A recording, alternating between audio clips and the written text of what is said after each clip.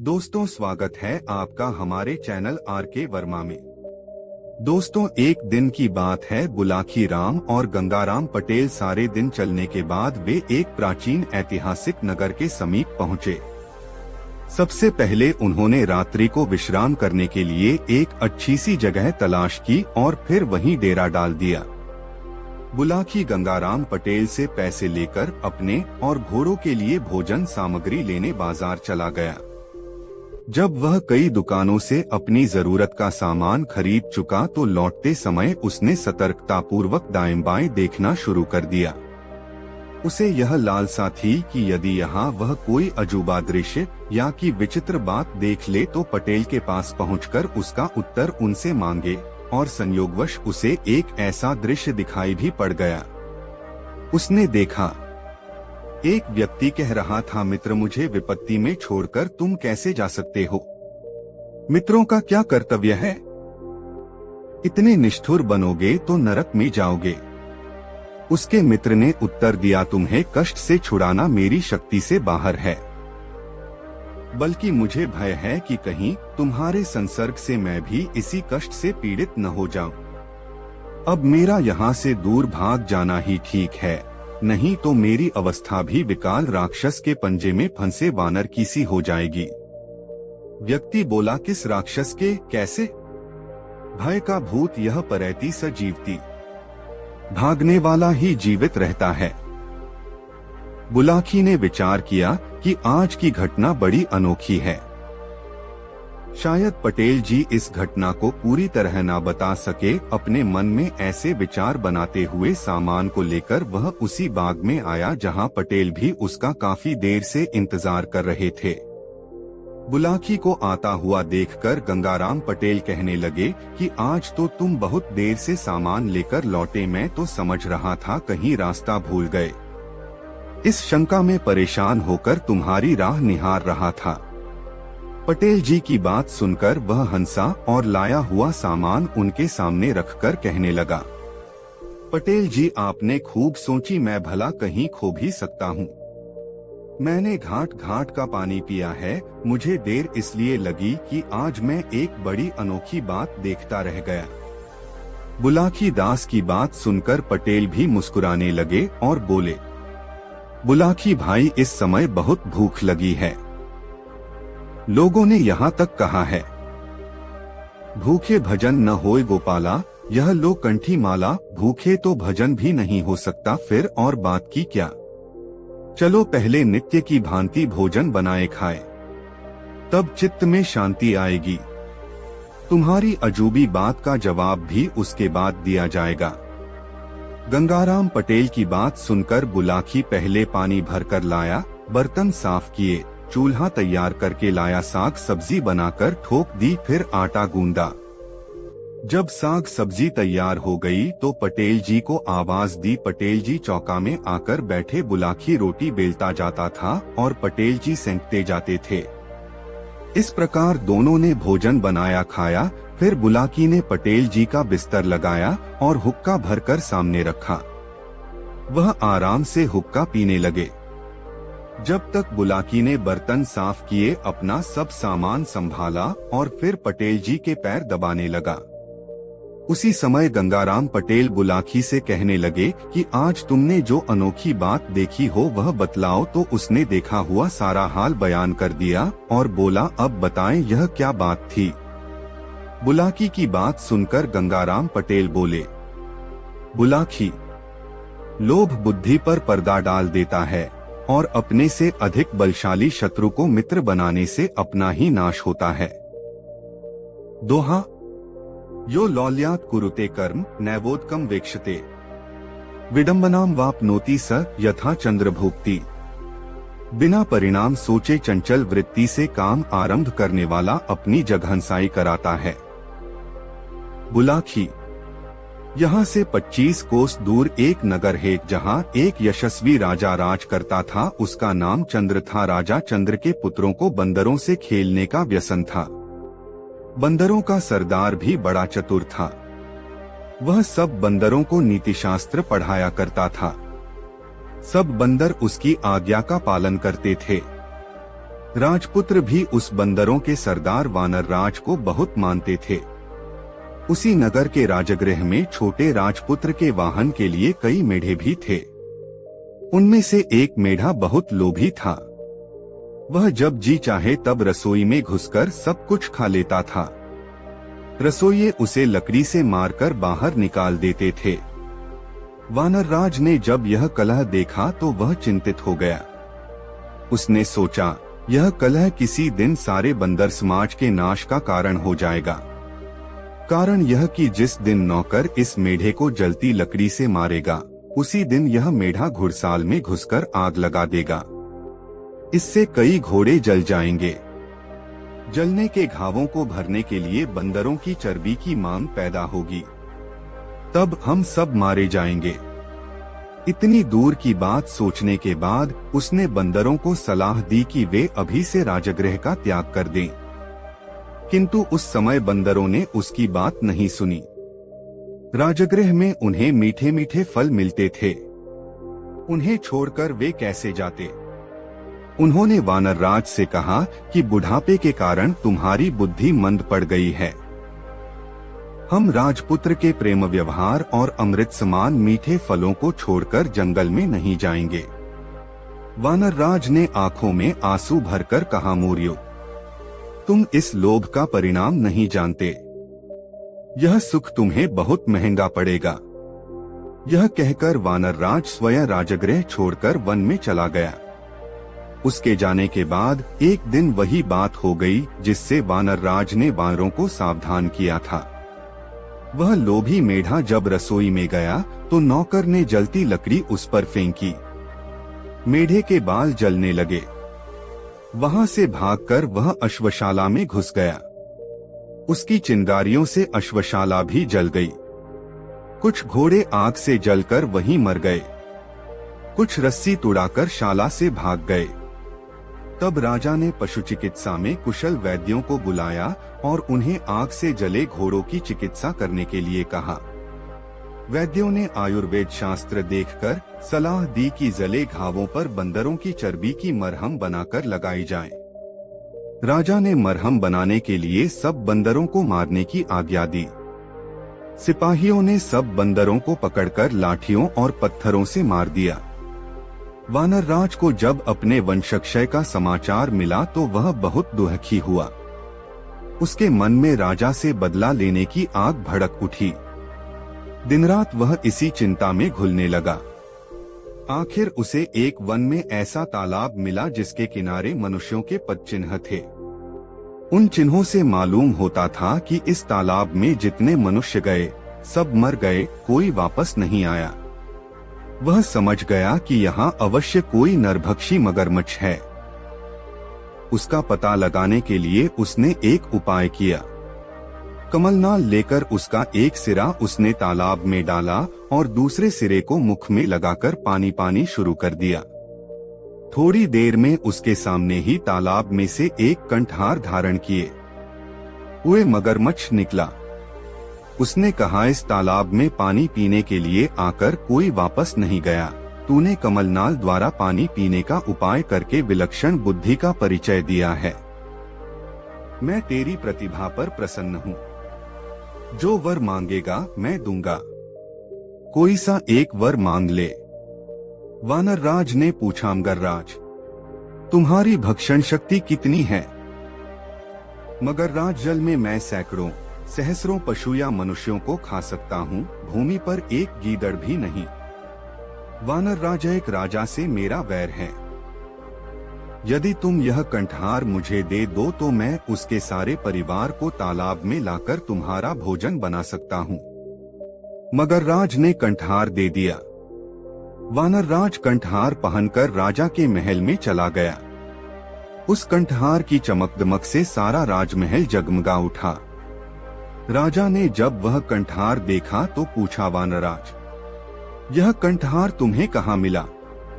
वानरराज, राजन, यहाँ से दूर वन में एक तालाब है, वहाँ रविवार के दिन सुबह के समय जो गोता लगाएगा उसे यह कंठहार मिल जाएगा।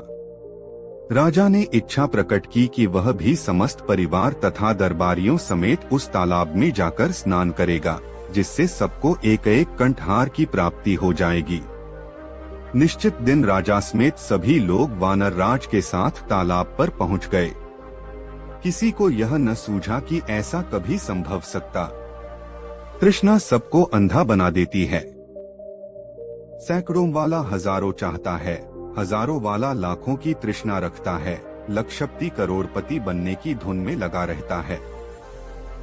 मनुष्य का शरीर जरा जीर्ण हो जाता है, लेकिन तृष्णा सदा जवान रहती है। राजा की तृष्णा भी उसे काल के मुख तक ले आई। जितने लोग जलाशय में गए, डूब गए, कोई ऊपर न आया। उन्हें देरी होती देख राजा ने चिंतित होकर वानर राज की ओर देखा। वानर राज तुरंत वृक्ष की ऊंची शाखा पर चढ़कर बोला, महाराज, तुम्हारे सब बंधु बांधवों को जलाशय में बैठे राक्षसों ने खा लिया है। तुमने मेरे कुल का नाश किया था, मैंने तुम्हारा कुल नष्ट कर दिया। मुझे बदला लेना था, ले लिया। जाओ, राजमहल को वापस ले जाओ। राजा क्रोध से पागल हो रहा था, किंतु अब कोई उपाय नहीं था। वानर राज ने सामान्य नीति का पालन किया था। हिंसा का उत्तर प्रतिहिंसा से और दुष्टता का उत्तर दुष्टता से देना ही व्यावहारिक नीति है। राजा के वापस जाने के बाद मगर राज तालाब से निकला। उसने वानर राजा की बुद्धिमत्ता की बहुत प्रशंसा की। कहानी कहने के बाद स्वर्णसिद्ध ने चक्रधर से घर वापस जाने की आज्ञा मांगी। चक्रधर ने कहा, मुझे विपत्ति में छोड़कर तुम कैसे जा सकते हो? मित्रों का क्या कर्तव्य है? इतने निष्ठुर बनोगे तो नरक में जाओगे। स्वर्णसिद्ध ने उत्तर दिया, तुम्हें कष्ट से छुड़ाना मेरी शक्ति से बाहर है, बल्कि मुझे भय है कि कहीं तुम्हारे संसर्ग से मैं भी इसी कष्ट से पीड़ित न हो जाऊं। अब मेरा यहाँ से दूर भाग जाना ही ठीक है, नहीं तो मेरी अवस्था भी विकाल राक्षस के पंजे में फंसे वानर की सी हो जाएगी। चक्रधर ने पूछा, किस राक्षस के, कैसे? स्वर्णसिद्धि ने तब राक्षस और वानर की यह कथा सुनाई। भय का भूत यह परैती सजीवती, भागने वाला ही जीवित रहता है। एक नगर में भद्रसेन नाम का एक राजा रहता था। उसकी कन्या रत्नवती थी। उसे हर समय यही डर रहता था कि कोई राक्षस उसका अपहरण न कर ले। उसके महल के चारों ओर पहरा रहता था, फिर भी वह सदा डर से कांपती रहती थी। रात के समय उसका डर और भी बढ़ जाता था। एक रात एक राक्षस पहरेदारों की नजर बचाकर रत्नवती के घर में घुस गया। घर के एक अंधेरे कोने में जब वह छिपा हुआ था तो उसने सुना कि रत्नवती अपनी एक सहेली से कह रही है, यह दुष्ट विकाल मुझे हर समय परेशान करता है, इसका कोई उपाय कर। राजकुमारी के मुख से यह सुनकर राक्षस ने सोचा कि अवश्य ही विकाल नाम का कोई दूसरा राक्षस होगा जिससे राजकुमारी इतना डरता है। किसी तरह यह जानना चाहिए कि वह कैसा है, कितना बलशाली है। यह सोचकर वह घोड़े का रूप धारण करके अश्वशाला में जा छिपा। उसी रात कुछ देर बाद एक चोर उस राजमहल में आया। वह वहां घोड़ों की चोरी के लिए ही आया था। अश्वशाला में जाकर उसने घोड़ों की देखभाल की और अश्वरूपी राक्षस ने समझा कि अवश्य में यह व्यक्ति ही विकाल राक्षस है और मुझे पहचानकर मेरी हत्या के लिए ही यह मेरी पीठ पर चढ़ा है। किंतु अब कोई चारा नहीं था। उसके मुंह में लगाम पड़ चुकी थी। चोर के हाथ में चाबुक थी। चाबुक लगते ही वह भाग खड़ा हुआ।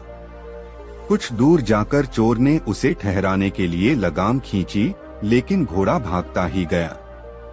उसका वेग कम होने के स्थान पर बढ़ता ही गया। तब चोर के मन में शंका हुई, यह घोड़ा नहीं बल्कि घोड़े की सूरत में कोई राक्षस है जो मुझे मारना चाहता है। किसी उबड़खाबड़ जगह ले जाकर यह मुझे पटक देगा, मेरी हड्डी पसली टूट जाएगी। चोर यह सोच ही रहा था कि सामने वटवृक्ष की एक शाखा आई। घोड़ा उसके नीचे से गुजरा। चोर ने घोड़े से बचने का उपाय देखकर शाखा को दोनों हाथों से पकड़ लिया। घोड़ा नीचे से गुजर गया, चोर वृक्ष से लटककर बच गया। की शाखा उसी वृक्ष पर अश्वरूपी राक्षस का मित्र बंदर रहता था। उसने डरकर भागते हुए अश्वरूपी राक्षस को बुलाकर कहा, मित्र, डरते क्यों हो? यह कोई राक्षस नहीं बल्कि मामूली मनुष्य है। तुम चाहो तो इसे क्षण में खाकर हजम कर लो। चोर को बंदर पर बड़ा गुस्सा आ रहा था। बंदर दूर ऊंची शाखा पर बैठा हुआ था, किंतु उसकी लंबी पूंछ चोर के मुख के सामने ही लटक रही थी। चोर ने क्रोधवश उसकी पूंछ को अपने दांतों में भींचकर चबाना शुरू कर दिया। बंदर को पीड़ा तो बहुत हुई, लेकिन मित्र राक्षस के सामने चोर की शक्ति को कम बताने के लिए वह वहां बैठा ही रहा। फिर भी उसके चेहरे पर पीड़ा की छाया साफ नजर आ रही थी। उसे देखकर राक्षस ने कहा, मित्र, चाहे तुम कुछ भी कहो, किंतु तुम्हारा चेहरा कह रहा है कि तुम विकाल राक्षस के पंजे में आ गए हो। यह कहकर वह भाग गया। यह कहानी सुनाकर स्वर्ण सिद्धि ने चक्रधर से फिर घर वापस जाने की आज्ञा मांगी और उसे लोभवृक्ष का फल खाने के लिए वहीं ठहरने का उलाहना दिया। चक्रधर ने कहा, मित्र, उपालंभ देने से क्या लाभ? यह तो दैव का संयोग है। अंधे, कुबड़े और विकृत शरीर व्यक्ति भी संयोग से जन्म लेते हैं, उसके साथ भी न्याय होता है। उसके उद्धार का भी समय आता है। एक राजा के घर विकृत कन्या हुई थी। दरबारियों ने राजा से निवेदन किया, महाराज, ब्राह्मणों को बुलाकर इसके उद्धार का प्रयत्न कीजिए। बुलाखी, मनुष्य को सदा जिज्ञासु रहना चाहिए और प्रश्न पूछते रहना चाहिए। एक बार राक्षसेंद्र के पंजे में पड़ा हुआ ब्राह्मण केवल प्रश्न के बल पर छूट गया था। प्रश्न की बड़ी महिमा है। राजा ने पूछा, यह कैसे? तब दरबारियों ने यह कथा सुनाई। यो मित्रं कुरुते मित्रं वीर्याभ्यधिकमात्मनः स करोति न संदेह स्वयं ही विषभक्षणम्। बुलाखी, अपने से अधिक बलशाली शत्रु को मित्र बनाने से अपना ही नाश होता है। बताता हूँ कैसे। एक कुएं में गंगदत्त नाम का मेढक रहता था। वह अपने मेढक दल का सरदार था। अपने बंधु बांधवों के व्यवहार से खिन्न होकर वह एक दिन कुएं से बाहर निकल आया। बाहर आकर वह सोचने लगा कि किस तरह उनके बुरे व्यवहार का बदला ले। यह सोचते सोचते वह एक सर्प के बिल के द्वार तक पहुंचा।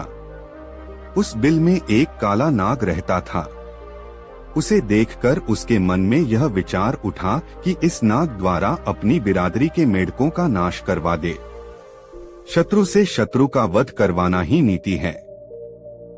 कांटे से ही कांटा निकाला जाता है। यह सोचकर वह बिल में घुस गया। बिल में रहने वाले नाग का नाम था प्रियदर्शन। गंगदत्त उसे पुकारने लगा। प्रियदर्शन ने सोचा, यह सांप की आवाज नहीं है, तब कौन मुझे बुला रहा है? किसी के कुलशील से परिचय पाए बिना उसके संग नहीं जाना चाहिए। कहीं कोई सपेरा ही उसे बुलाकर पकड़ने के लिए न आया है। आठ अपने बिल के अंदर से ही उसने आवाज दी, कौन है जो मुझे बुला रहा है? गंगदत्त ने कहा, मैं गंगदत्त मेढक हूँ। तेरे द्वार पर तुझसे मैत्री करने आया हूँ। यह सुनकर सांप ने कहा, यह बात विश्वास योग्य नहीं हो सकती। आग और घास में मैत्री नहीं हो सकती। भोजन भोज्य में प्रेम कैसा? वधिक और वध्य में स्वप्न में भी मित्रता असंभव है। गंगदत्त ने उत्तर दिया, तेरा कहना सच है। यह परस्पर स्वभाव से वैरी है, किंतु मैं अपने स्वजनों से अपमानित होकर प्रतिकार की भावना से तेरे पास आया हूँ। प्रियदर्शन तू कहाँ रहता है? गंगदत्त, कुएं में। प्रियदर्शन, पत्थर से चुने कुएं में मेरा प्रवेश कैसे होगा? प्रवेश होने के बाद मैं वहां बिल कैसे बनाऊंगा? गंगदत्त, इसका प्रबंध मैं कर दूंगा। वहां पहले ही बिल बना हुआ, तू बिना कष्ट सब मेढकों का नाश कर सकता है। वहां बैठकर प्रियदर्शन बूढ़ा सांप था। उसने सोचा, बुढ़ापे में बिना कष्ट भोजन मिलने का अवसर नहीं छोड़ना चाहिए। गंगदत्त के पीछे पीछे वह कुएं में उतर गया। वहां उसने धीरे धीरे गंगदत्त के वे सब भाई बंधु खा डाले जिनसे गंगदत्त का बैर था। जब ऐसे सब मेढक समाप्त हो गए तो वह बोला, मित्र, तेरे शत्रुओं का तो मैंने नाश कर दिया। अब कोई भी ऐसे मेढक शेष नहीं रहा जो तेरा शत्रु हो। मेरा पेट अब कैसे भरेगा? तू ही मुझे यहाँ लाया था, तू ही मेरे भोजन की व्यवस्था कर। गंगदत्त ने उत्तर दिया, प्रियदर्शन, अब मैं तुझे तेरे बिल तक पहुँचा मैं देता हूँ। जिस मार्ग से हम आए थे उसी मार्ग से बाहर निकल चलते हैं। प्रियदर्शन, यह कैसे संभव है? उस बिल पर तो अब दूसरे सांप का अधिकार हो चुका होगा। गंगदत्त, फिर क्या किया जाए? प्रियदर्शन, अभी तक तूने मुझे अपने शत्रु मेढकों को भोजन के लिए दिया है। अब दूसरे मेढकों में से एक एक करके मुझे देता जा, अन्यथा मैं सबको एक ही बार खा जाऊंगा। गंगदत्त अब अपने किए पर पछताने लगा। जो अपने से अधिक बलशाली शत्रु को मित्र बनाता है उसकी यही दशा होती है। बहुत सोचने के बाद उसने निश्चय किया कि वह शेष रह गए मेढकों में से एक एक को सांप का भोजन बनाता रहेगा। सर्वनाश के अवसर पर आधे को बचा लेने में ही बुद्धिमानी है। सर्वस्वहरण के समय अल्पदान करना ही दूरदर्शिता है। दूसरे दिन से सांप ने दूसरे मेढकों को भी खाना शुरू कर दिया। वे भी शीघ्र ही समाप्त हो गए। अंत में एक दिन सांप ने गंगदत्त के पुत्र यमुनादत्त को भी खा लिया। गंगदत्त अपने पुत्र की हत्या पर रो उठा। उसे रोता देखकर उसकी पत्नी ने कहा, अब रोने से क्या होगा? अपने जातीय भाइयों का नाश करने वाला स्वयं भी नष्ट हो जाता है। अपने ही जब नहीं रहेंगे तो कौन हमारी रक्षा करेगा? अगले दिन प्रियदर्शन ने गंगदत्त को बुलाकर फिर कहा कि मैं भूखा हूँ। मेढक तो सभी समाप्त हो गए। अब तू मेरे भोजन का कोई और प्रबंध कर। गंगदत्त को एक उपाय सूझ गया। उसने कुछ देर विचार करने के बाद कहा, प्रियदर्शन, यहाँ के मेढक तो समाप्त हो गए। अब मैं दूसरे कुओं से मेढकों को बुलाकर तेरे पास लाता हूँ। तू मेरी प्रतीक्षा करना। प्रियदर्शन को यह युक्ति समझ आ गई। उसने गंगदत्त को कहा, तू मेरा भाई है, इसीलिए मैं तुझे नहीं खाता। यदि तू दूसरे मेढकों को बुला तू मेरे पितासमान पूज्य हो जाएगा। लाएगा तो? गंगदत्त अवसर पाकर कुएं से निकल गया। प्रियदर्शन प्रतिक्षण उसकी प्रतीक्षा में बैठा रहा। बहुत दिन तक भी जब गंगदत्त वापस नहीं आया तो सांप ने अपने पड़ोस के बिल में रहने वाली गोह से कहा कि तू मेरी सहायता कर। बाहर जाकर गंगदत्त को खोजना और उसे कहना कि यदि दूसरे मेढक नहीं आते तो भी वह आ जाएं। उसके बिना मेरा मन नहीं लगता। गोह ने बाहर निकलकर गंगदत्त को खोज लिया। उससे भेंट होने पर वह बोली, गंगदत्त, तेरा मित्र प्रियदर्शन तेरी राह देख रहा है। चल उसके मन को धीरज बंधा। वह तेरे बिना बहुत दुखी है। गंगदत्त ने गोह से कहा, नहीं, मैं अब नहीं जाऊंगा। संसार में भूखे का कोई भरोसा नहीं। ओछे आदमी प्रायः निर्दय हो जाते हैं। प्रियदर्शन को कहना कि गंगदत्त अब वापस नहीं आएगा। गोह वापस चली गई। यह कहानी सुनाने के बाद बंदर ने मगरमच्छ से कहा कि मैं भी गंगदत्त की तरह वापस नहीं जाऊंगा।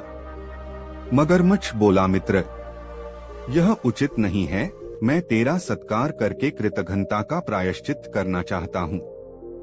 यदि तू मेरे साथ नहीं जाएगा तो मैं यहीं भूख से प्राण दे दूंगा। बंदर बोला, मित्र, यह उचित नहीं है। मैं तेरा सत्कार करके कृतघ्नता का प्रायश्चित करना चाहता हूँ। यदि तू मेरे साथ नहीं जाएगा तो मैं यहीं भूख से प्राण दे दूंगा। बंदर बोला, मूर्ख, क्या मैं लंबकर्ण जैसा मूर्ख हूँ जो स्वयं मौत के मुख में जा पड़ूंगा? वह गधा शेर को देखकर वापस चला गया था, लेकिन फिर उसके पास आ गया। मैं ऐसा अंधा नहीं हूँ। मगर ने पूछा लंबकर्ण कौन था। तब बंदर ने यह कहानी सुनाई और पटेल जी ने अपनी कहानी का समापन करते हुए पटेल ने कहा, सो हे बुलाकी राम, आज तू जो दृश्य देखकर आया है वह उन्हीं से संबंध रखता है। बुलाकी, लोभ बुद्धि पर पर्दा डाल देता है और अपने से अधिक बलशाली शत्रु को मित्र बनाने से अपना ही नाश होता है। यह तुम अच्छे से समझ गए हो और तुम्हारे प्रश्न का उत्तर तुम्हें मिल गया है। आथा अब आराम से लंबी तान कर सो जाओ, मैं भी सोता हूँ। सुबह फिर से यात्रा पर निकलना है। यह कहकर गंगाराम पटेल बिस्तर पर पसर गए। बुलाकी भी करवट बदलकर नींद के आगोश में चला गया।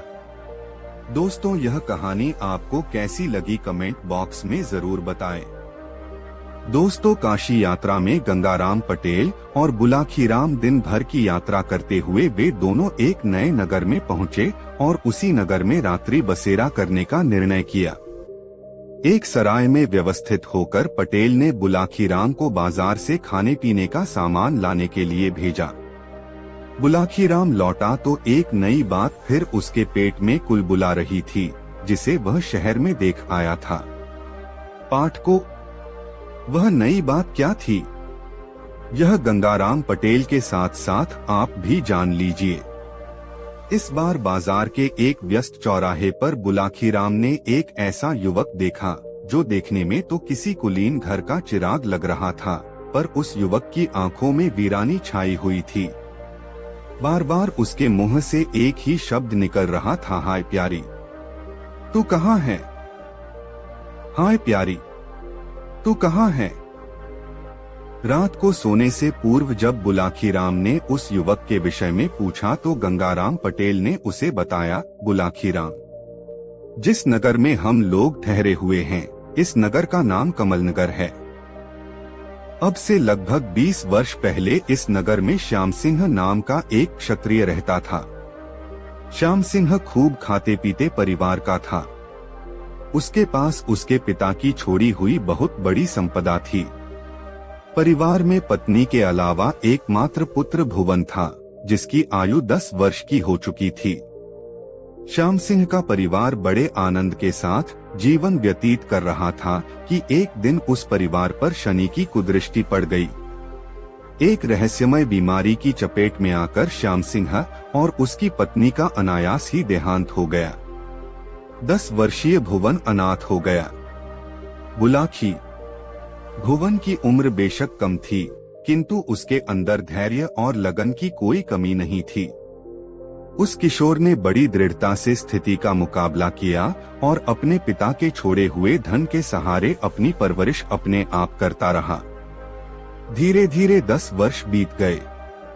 किशोर आयु का भुवन अब 20 साल का सुंदर नौजवान बन गया।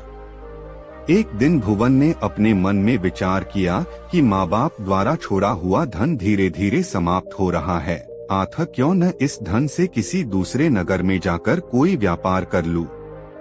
व्यापार चल पड़ा तो इस धन में वृद्धि होगी, तब मैं कोई अच्छी सी कन्या ढूंढकर उसके साथ अपना विवाह कर लूंगा और आनंद के साथ शेष जीवन व्यतीत करूंगा। ऐसा विचार कर एक दिन उसने अपना सारा धन समेटा और उसे लेकर किसी दूसरे नगर के लिए चल पड़ा। रास्ता एक वन के मध्य से गुजरता था। शाम के समय जब वह पैदल चलते हुए थक गया तो एक वृक्ष की छाया में बैठ गया। ठंडी ठंडी हवा बह रही थी। भुवन को पता ही नहीं चला कि कब उसे नींद आ गई।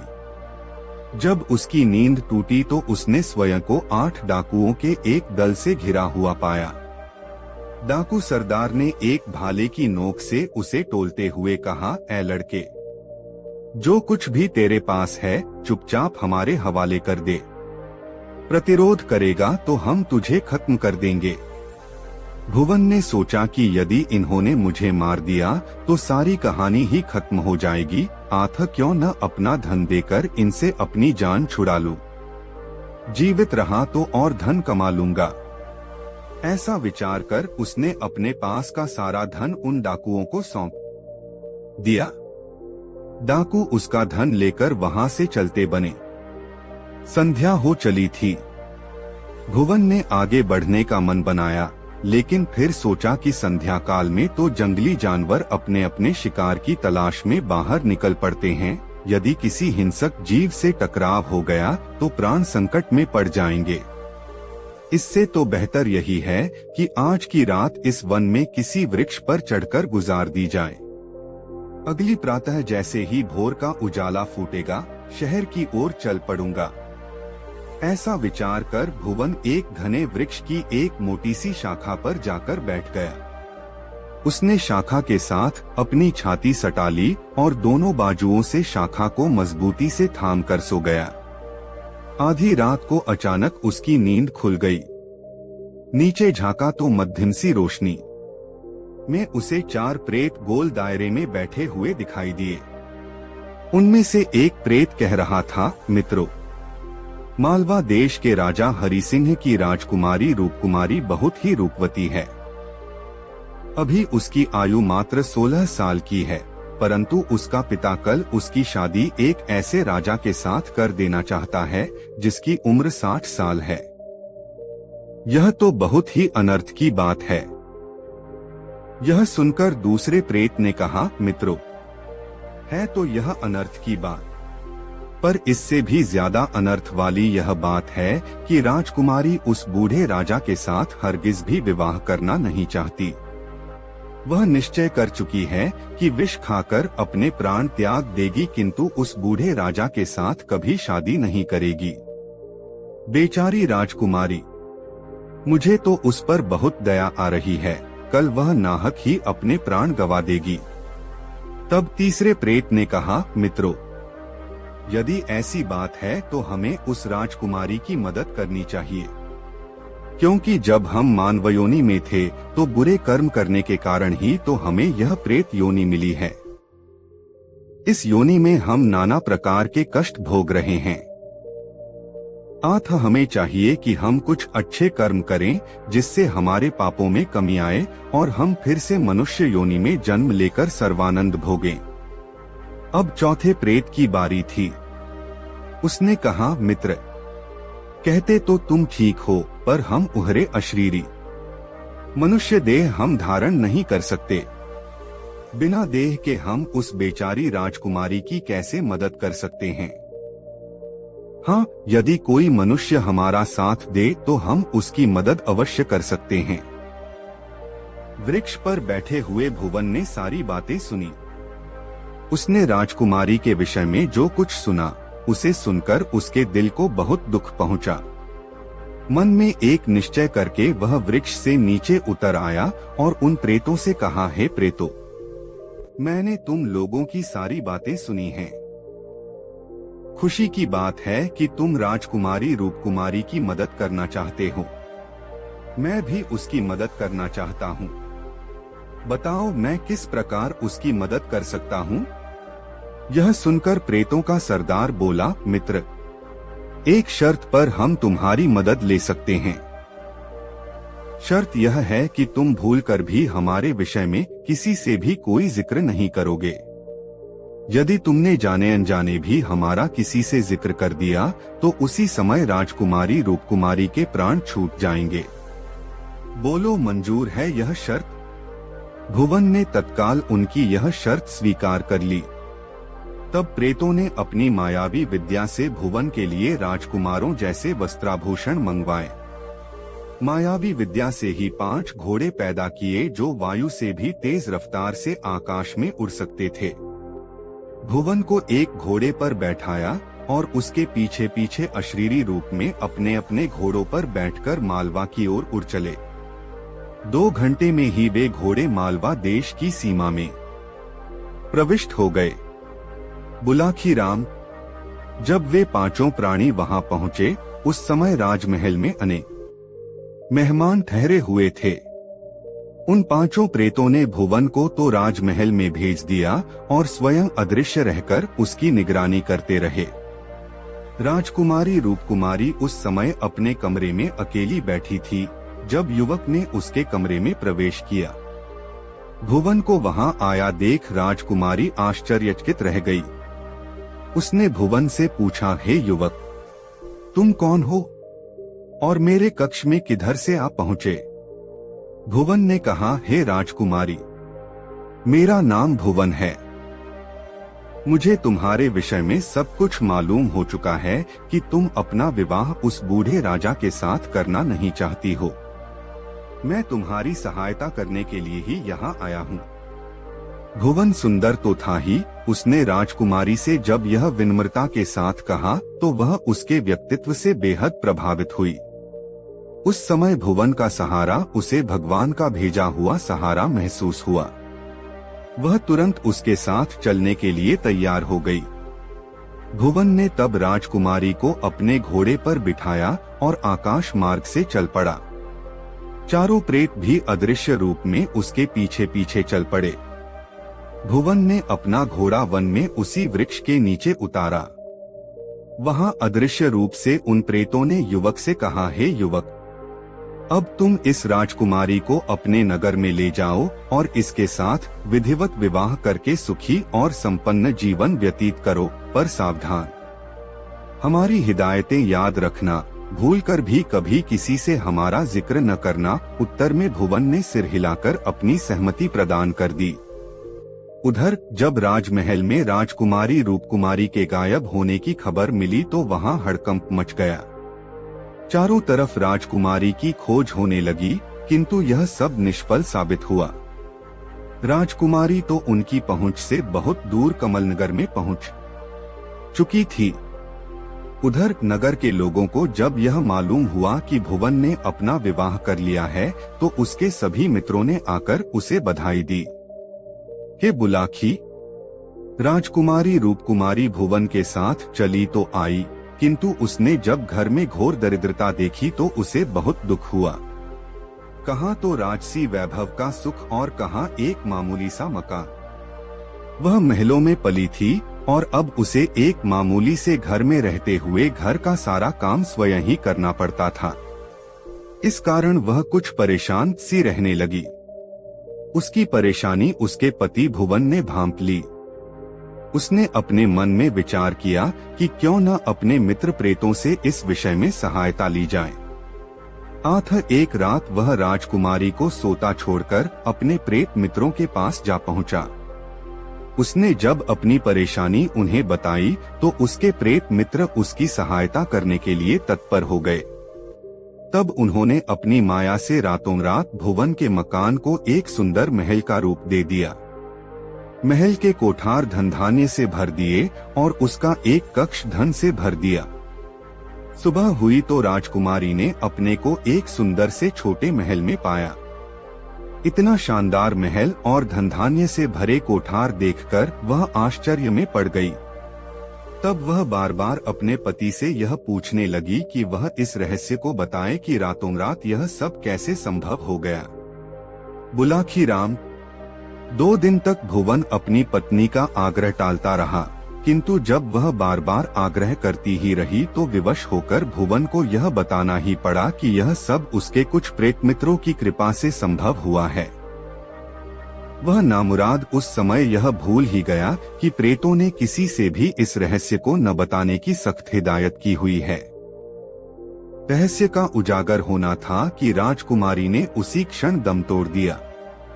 यह देखकर भुवन को उस रहस्य के उजागर कर देने का बहुत अफसोस होने लगा। वह फूट फूट कर रोने लगा और सिर धुन धुन कर विलाप करने लगा कि हाय प्यारी तू कहाँ है, हाय प्यारी तू कहाँ है। बस तभी से वह विक्षिप्त हो गया है कि बुलाखी, आज शाम तू जिस शख्स को प्रलाप करते हुए देख आया है वह भुवन ही था। अब बता, तेरी बात का तुझे उत्तर मिल गया ना? मिल गया पटेल जी, बुलाखी बोला। किस्मत के खेल भी निराले होते हैं। बेचारे भुवन की तो किस्मत बनकर भी बिगड़ गई। ईश्वर उसकी आत्मा को शांति दे, यह कहकर बुलाखी ने बिस्तर पर अपने पैर फैला दिए। शीघ्र ही वह नींद के आगोश में समा गया। पटेल तो पहले से ही खर्टी भरने लगे थे। दोस्तों, गंगाराम पटेल और बुलाखीराम नाई की यह मजेदार कहानी आपको कैसी लगी कमेंट बॉक्स में जरूर बताएं। ऐसी और नई मजेदार कहानी सुनने के लिए हमारे चैनल RK वर्मा को सब्सक्राइब जरूर कर लें और यह वीडियो अपने मित्रों के साथ जरूर शेयर करें। वीडियो देखने के लिए बहुत बहुत धन्यवाद। व्यापारी यात्री को सचेत कर ही रहा था कि तब तक एक दूसरा यात्री जिसके साथ 2 काले कुत्ते थे वहां आ गया। वह भी व्यापारी की बात सुनकर वहां रुक गया। कुछ समय बाद एक और वृद्ध वहां आ पहुंचा जिसके साथ गधी थी। उसने भी उन तीनों से पूछा कि भाई, तुम लोग मरने के लिए यहाँ क्यों बैठे हो? यह तो राक्षसों का इलाका है। इस पर पहले यात्री ने उसे व्यापारी की बात बताई। फिर तीनों उस व्यापारी की सत्यनिष्ठा और ईमानदारी का गुणगान करने लगे कि मौका मिलने पर भी यह भला आदमी कहीं भाग नहीं गया और अपना वचन निभाने के लिए राक्षस का इंतजार कर रहा है। उनकी बात खत्म हुई ही थी कि गुस्से से तमतमाया हुआ राक्षस वहां आ पहुंचा। व्यापारी के साथ दूसरे लोगों को देखकर राक्षस आगबूला हो उठा और दहाड़ते हुए बोला, अच्छा हुआ तू समय पर आ गया, पर अपने साथ अपने हिमायतियों को क्यों लाया है? तू क्या समझता है कि ये तुझे बचा लेंगे? याद रख, ये तीनों तेरी कोई मदद नहीं कर सकते, उल्टे इन्हें भी अपनी जान गंवानी पड़ेगी।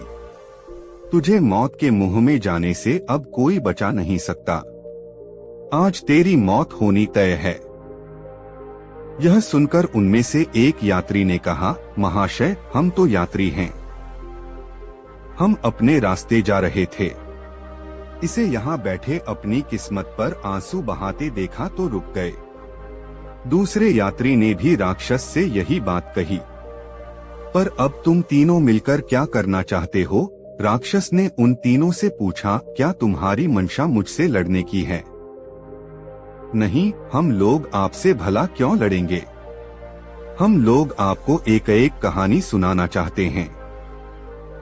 यदि आपके पास समय हो तो पहले हमारी कहानियां सुन लीजिए। पहले यात्री ने कहा, किंतु शर्त यह है कि अगर आपको मेरी कहानी विचित्र और पसंदीदा लगे तो इस व्यापारी की 1/4 सजा माफ कर दें।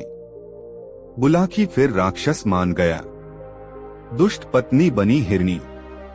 कहानी का नाम सुनकर राक्षस खुश हो गया और उसका गुस्सा तथा चेहरे का तनाव कम हो गया। उसे कहानियां सुनने का बेहद शौक था।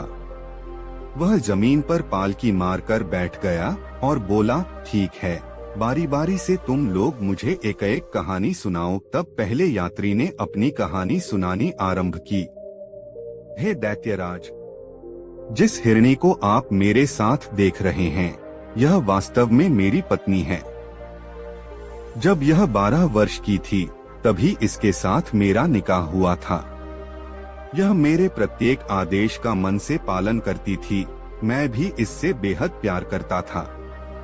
मगर काफी लंबे इंतजार के बाद भी जब इससे मुझे कोई संतान नहीं मिली तो मैं चिंतित हो उठा कि मेरा वंश कैसे चलेगा। आखिर काफी सोच विचार के बाद मैं एक दासी खरीद लाया। कुछ समय बाद ही उस दासी से एक बेटा पैदा हुआ तो मेरी खुशी का ठिकाना न रहा। मेरी पत्नी तो दासी से वैसे ही जलती थी, मगर उसके द्वारा मेरे वारिस को जन्म देने के बाद तो इसकी जलन की सीमा ही न रही। मुझे अफसोस है कि इस बात का पता मुझे बहुत दिनों बाद चला। संयोग से उन्हीं दिनों मुझे व्यापार के सिलसिले में विदेश जाना पड़ा। जाते समय मैंने अपनी पत्नी को सख्त हिदायत दी कि मेरे पीछे बच्चे और माँ का पूरा ख्याल रखना, उन्हें किसी किस्म की कोई तकलीफ न होने पाए। मैं 1 साल के अंदर अंदर लौट आऊंगा।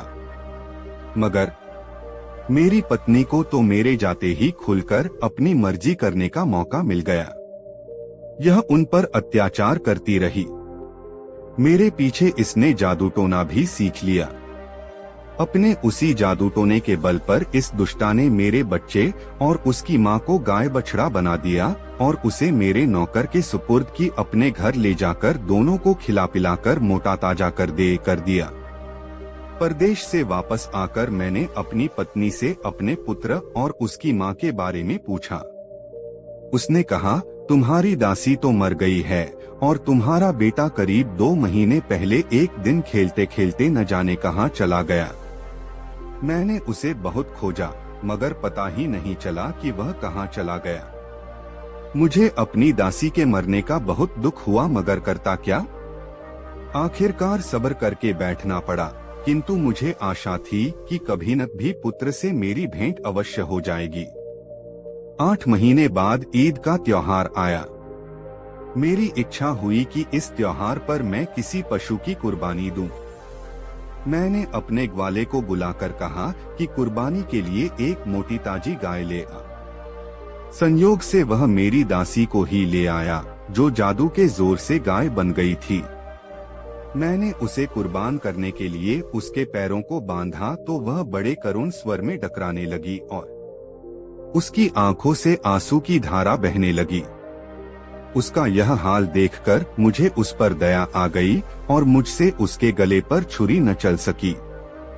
मैंने ग्वाले से कहा, इसे ले जा और कुर्बानी के लिए दूसरी गाय ले आ। यह सुनकर मेरी पत्नी बहुत क्रुद्ध हुई और कहने लगी, इसी गाय की बलि दी जाएगी। ग्वाले के पास इससे अधिक हृष्ट पुष्ट और कोई गाय नहीं है। उसके भला बुरा कहने पर मैंने फिर छुरी हाथ में ली और गाय की कुर्बानी देने को उद्यत हुआ। इस पर गाय और भी चीख पुकार करने लगी।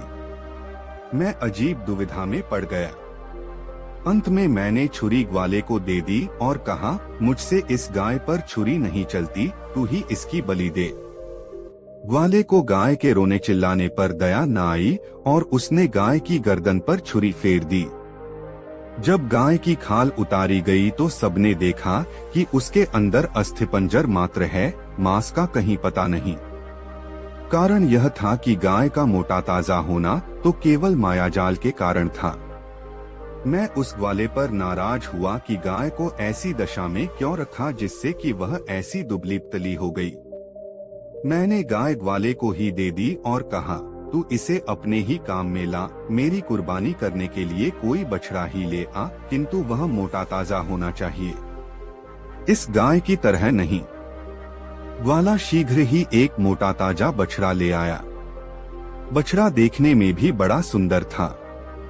यद्यपि उस बछड़े के बारे में मुझे मालूम न था कि यह मेरा ही पुत्र है, तथापि उसे देखकर मेरे हृदय में प्रेम उमड़ने लगा और वह बछड़ा भी मुझे देखते ही रस्सी तुड़ाकर मेरे कदमों पर सिरिया घटस बात से मेरे दिल चमुच का कोह और जोर से उबलने लगा और मैं सोचने लगा कि ऐसे प्यारे बछड़े को कैसे मारूं। इन भावनाओं ने मुझे अत्यंत विह्वल कर दिया। उस बछड़े की आंखों से आंसू बहने लगे। इससे उसके प्रति मेरा प्यार और आपदा और मैंने ग्वाले से कहा, इस बछड़े को वापस ले जा और इसको जगह कोई दूसरा बछड़ा ले आ।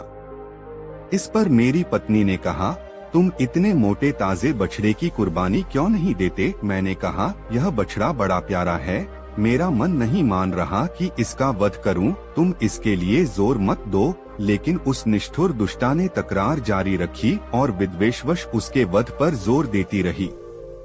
मैं उसकी बहस से तंग आकर छुरी लेकर पुत्र की गर्दन काटने चला। उसने फिर मेरी ओर देखकर आंसू बहाए। मेरे हृदय में ऐसी दया और प्रीति उमड़ी की छुरी हाथ से गिर गई। फिर मैंने पत्नी से कहा, मेरे पास एक और बछड़ा है, मैं उसे कुर्बान कर दूंगा। वह दुष्टमना फिर भी उसी बछड़े को मारने पर जोर देती रही, किंतु इस बार मैंने उसके बकने झकने की परवाह नहीं की और बछड़े को वापस कर दिया। हाँ, पत्नी के हृदय को सांत्वना देने के लिए कह दिया कि बकरीद के दिन इसी बछड़े की बलि दूंगा। ग्वाला बछड़े को अपने घर ले गया, लेकिन दूसरे दिन तड़के ही मुझसे एकांत में कहा, मैं आपसे कुछ कहना चाहता हूँ और मुझे आशा है कि आप मेरी बात सुनकर प्रसन्न होंगे। उसने कहा, मेरी बेटी जादू टोने में प्रवीण है। कल जब मैं उस बछड़े को वापस लेकर गया तो वह उसे देखकर हंसी भी और रोई भी। मैंने उस विचित्र बात का कारण पूछा तो बोली कि अव्वा, जिस बछड़े को तुम जिंदा लौटा कर लाए हो वह हमारे मालिक का बेटा है, इसलिए मैं इसे जीता जागता देखकर प्रसन्न हुई। रोई इसलिए कि इससे पहले इसकी माँ की कुर्बानी दे दी गई थी।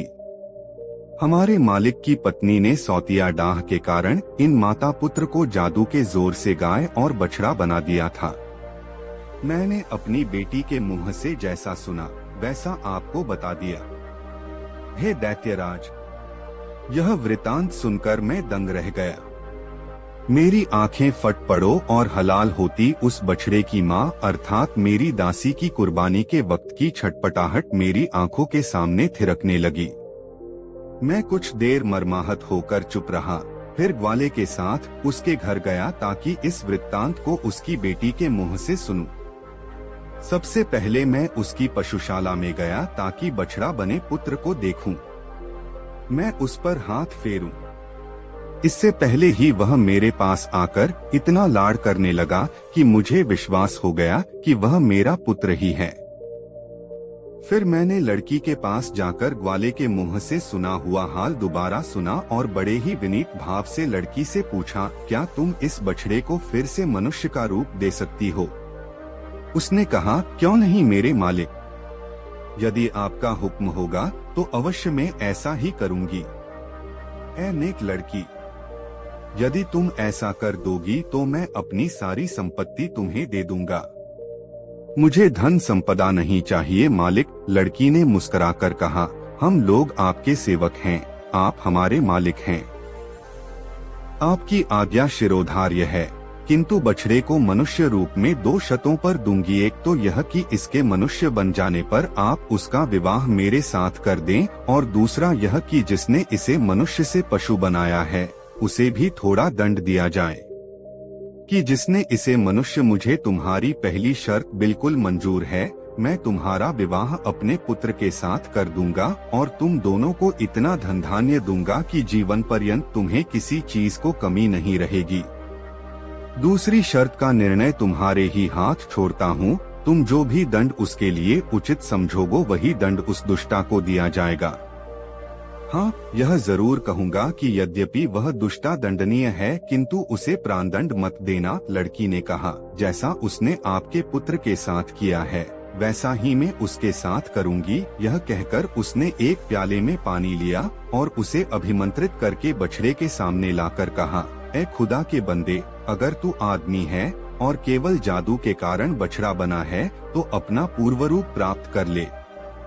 यह कहकर उसने अभिमंत्रित जल उस पर छिड़का और वह तुरंत ही मनुष्य रूप में आ गया। मैंने उसे छाती से लगा लिया। मैं काफी देर तक उसे प्यार करता रहा। उसे देख देख कर मेरा जी नहीं भरता था। अंत में मैंने उससे कहा, इस लड़की के कारण ही तुमने फिर से मानव देह पाई है, तुम इसका एहसान चुकाओ और इसके साथ विवाह कर लो। पुत्र ने सहर्ष मेरी बात मान ली। लड़की ने इसी प्रकार जल को अभिमंत्रित करके मेरी पत्नी को हिरनी का रूप दे दिया। मेरे पुत्र ने उस लड़की के साथ विवाह किया, किंतु दुर्भाग्यवश वह थोड़े ही समय के बाद मर गई।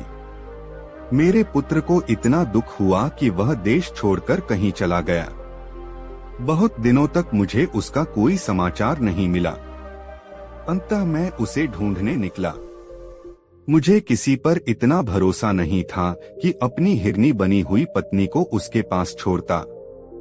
इसलिए मैं उसे अपने साथ लिए हुए अपने पुत्र की खोज में देश विदेश घूम रहा हूँ।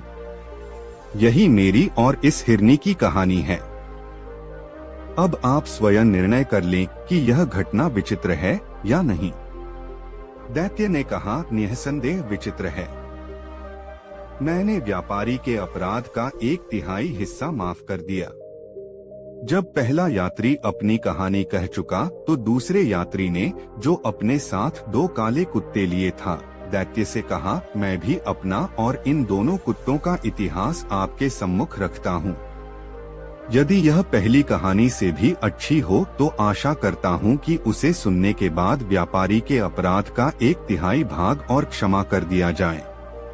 दैत्य ने कहा, अगर तुम्हारी कहानी पहली कहानी से अधिक विचित्र हुई तो मैं तुम्हारी बात जरूर मानूंगा। इस पर उस यात्री ने यह कथा सुनाई। परी का कोप। हे दैत्यराज, ये दोनों काले कुत्ते मेरे सगे भाई हैं। हमारे पिता ने मरते समय हम तीनों भाइयों को 3000 अशर्फियां दी थीं। हम लोग उस पैसे से व्यापार चलाने लगे।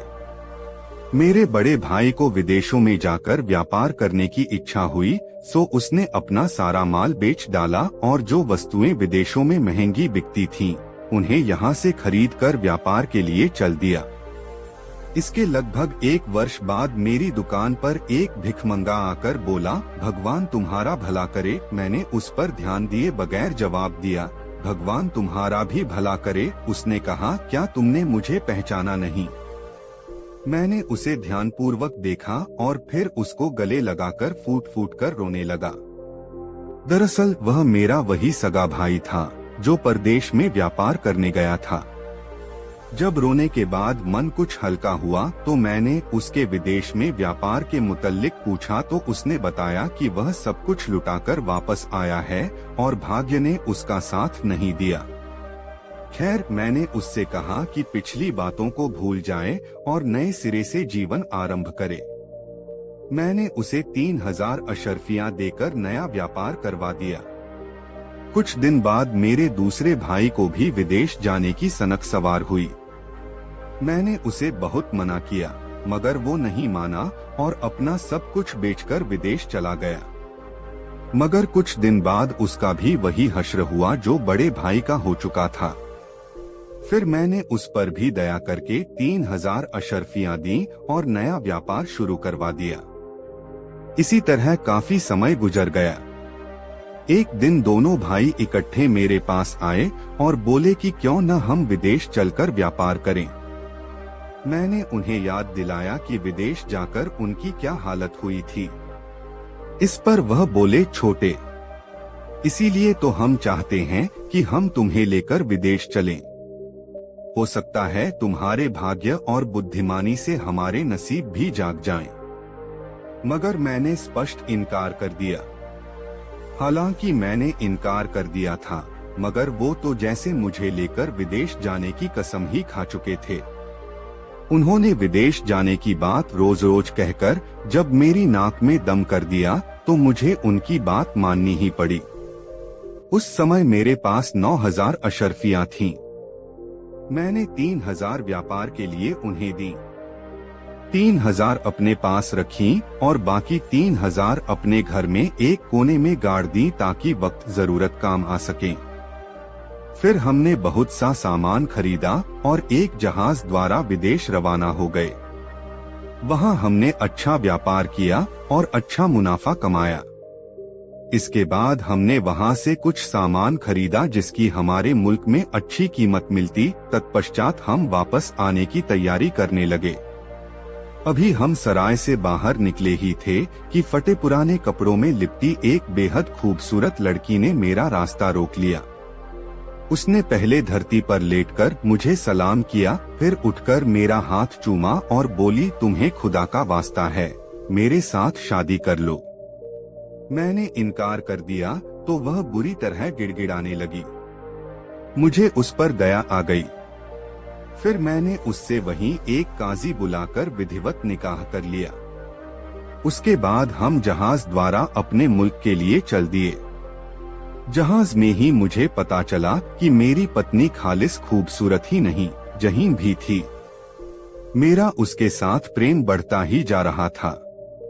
यह देखकर मेरे भाइयों को मुझसे जलन होने लगी। पता नहीं उनके मन में क्या था कि एक रात उन्होंने हमें जहाज से उठाकर समुद्र में फेंक दिया। तब मुझे पता चला कि मेरी पत्नी के पास कुछ अलौकिक शक्तियां भी हैं, क्योंकि उसके प्रभाव से हम डूबे नहीं। उसने मेरा हाथ पकड़ा और पलक झपकते ही एक टापू पर ले गई।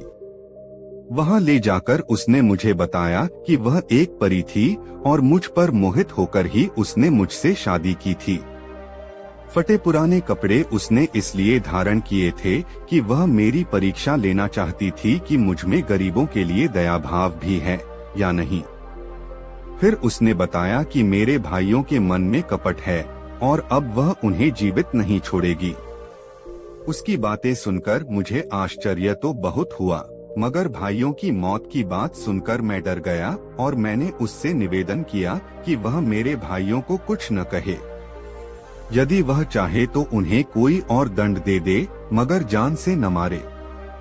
फिर उसने पलक झपकने भर की देरी में मुझे मेरे देश में मेरे घर की छत पर पहुंचा दिया और खुद गायब हो गई। मैं दूसरे दिन से ही अपने कारोबार में लग गया। जो 3000 अशर्फियां मैंने गुप्त रूप से छिपा कर रखी थीं, ऐसे में वे मेरे बहुत काम आई। अब हर दिन मुझे अपने भाइयों का इंतजार रहता। एक दिन शाम को मैं जैसे ही घर लौटकर आया तो इन 2 काले कुत्तों को अपने आंगन में बंधे देखा। ये भी मुझे देखते ही मेरे कदमों में लूटने लगे। हैरान था कि मेरे घर में वे कुन में से देखा। तभी वह परी हाजिर हुई और बोली, दिया बराओ मत। यह दोनों कुत्ते तुम्हारे भाई करने 10-10 साल के लिए इस योनि में डाल है। हे दैत्यराज, अपने इन्हीं भाइयों के साथ मैं इधर से गुजर रहा था कि मैंने इन्हें यहाँ बैठे देखा तो रुक गया। अब बताओ, तुम्हें मेरी यह कहानी पसंद आई या नहीं? अगर पसंद आई हो तो इस व्या की 1/3 सजा और माफ करो। दैत्य ने कहा, वाकई तेरी कहानी बड़ी अद्भुत है। परी ने तेरे भाइयों को सही सजा दी। मैं होकर व्यापारी का अपराध का 2/3 भाग भी माफ करता हूँ, खुश। उन दोनों की कहानी समाप्त होने के बाद तीसरा वृद्ध बोला, हे दैत्यराज, अब अगर इजाजत हो तो मैं भी अपनी कहानी सुनाऊं, मगर मेरी भी वही शर्त है।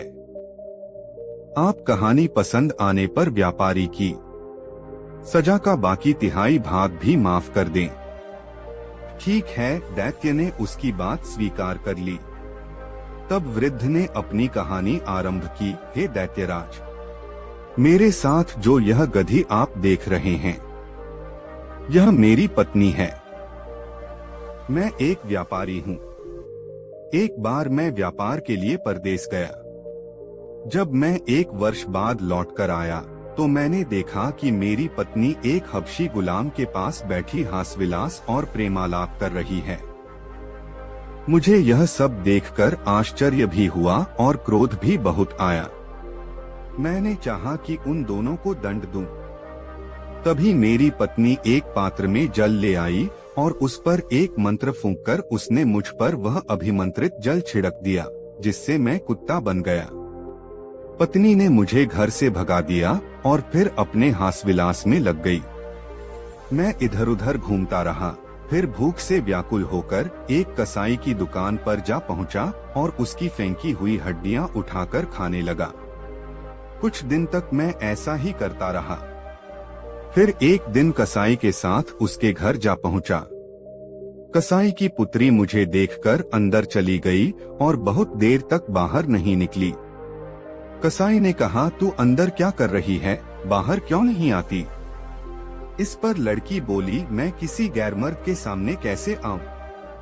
कसाई ने इधर उधर देखकर कहा, यहाँ तो कोई गैर मर्द नहीं दिखाई देता, तू किसकी बात कर रही है? लड़की ने कहा, यह कुत्ता जो तुम्हारे साथ घर में आया है, तुम्हें इसकी कहानी मालूम नहीं है। यह आदमी है, इसकी पत्नी जादू करने में पारंगत है। उसी ने मंत्र शक्ति से इसे कुत्ता बना दिया है। अगर तुम्हें इस बात का विश्वास न हो तो मैं तुरंत ही इसे मनुष्य बनाकर दिखा सकती हूँ। कसाई आश्चर्य से बोला, भगवान के लिए ऐसा ही कर, तू इसे आदमी बना दे। यह सुनकर वह लड़की अंदर से एक पात्र में जल लेकर आई और जल को अभिमंत्रित करके मुझ पर छिड़ककर बोली, तू इस देह को छोड़ दे और अपने पूर्व रूप में आ जा गई। उसके इतना कहते ही मैं दोबारा मनुष्य के रूप में आ गया और लड़की फिर पर्दे के अंदर चली। मैंने उसके उपकार से अभिभूत होकर कहा, हे भाग्यवती, तूने मुझ पर जो उपकार किया है उससे तुझे लोक परलोक का सतत सुख प्राप्त हो। अब मैं चाहता हूँ कि मेरी पत्नी को भी कुछ ऐसा ही दंड मिले। यह सुनकर लड़की ने अपने पिता को अंदर बुलाया और उसके हाथ थोड़ा अभिमंत्रित जल बाहर भिजवाकर बोली, तुम इस जल को अपनी पत्नी पर छिड़क देना फिर उसे जो भी देह देना चाहो उस पशु का नाम लेकर स्त्री से कहना कि तू यह हो जा, वह उसी पशु की देह धारण कर लेगी। मैं उस जल को अपने घर ले गया। उस समय मेरी पत्नी सो रही थी। मैंने अभिमंत्रित जल के कई छींटे उसके मुंह पर मारे और कहा, तू स्त्री की देह छोड़कर खच्चर बन जा। मेरे ऐसा कहते ही वह खच्चर बन गई और तब से मैं इसे इसी रूप में अपने साथ लिए घूमता हूँ। जब तीसरा वृद्ध अपनी कहानी कह चुका तो दैत्य को बड़ा आश्चर्य हुआ। उसने खच्चर से पूछा, क्या यह बात सच है जो बूढ़ा कहता है? खच्चर ने सिर हिलाकर संकेत दिया कि बात सच्ची है। तत्पश्चात दैत्य ने व्यापारी के अपराध का बचा हुआ भाग भी क्षमा कर दिया और उसे बंधन मुक्त कर दिया। उसने व्यापारी से कहा, तुम्हारी जान आज इन्हीं तीनों के कारण बची है। यदि ये लोग तुम्हारी सहायता न करते तो आज तुम मारे ही गए थे। अब तुम इन तीनों के प्रति कृतज्ञता प्रकट करो। यह कहने के बाद दैत्य अंतर्धान हो गया। व्यापारी उन तीनों के चरणों में गिर पड़ा। वे लोग आशीर्वाद देकर अपनी राह चले गए और व्यापारी भी घर लौट गया। उसने हंसी खुशी अपने प्रियजनों के साथ रहकर अपनी आयु भोगी। हे बुलाखी, आज शाम तू जिस आदमी को प्रलाप करते हुए देख आया है वह वही व्यापारी ही था और उसे ऐसे उन बुद्धिमान लोगों ने कहानी सुनाकर बचा लिया। अब बता, तेरी बात का तुझे उत्तर मिल गया ना? मिल गया पटेल जी, बुलाखी बोला। किस्मत के खेल भी निराले होते हैं। यह कहकर बुलाखी ने बिस्तर पर अपने पैर फैला दिए। शीघ्र ही वह नींद के आगोश में समा गया। दोस्तों, वीडियो को एक लाइक जरूर करें। दोस्तों, यह कहानी आपको कैसी लगी कमेंट में जरूर बताएं। ऐसी और नई मजेदार कहानी सुनने के लिए हमारे चैनल RK वर्मा को सब्सक्राइब जरूर कर लें और यह वीडियो अपने मित्रों को जरूर शेयर करें। वीडियो देखने के लिए आपका बहुत बहुत धन्यवाद। मिलते हैं किसी अगले वीडियो में, तब तक के लिए जय श्री राधे राधे। धन्यवाद।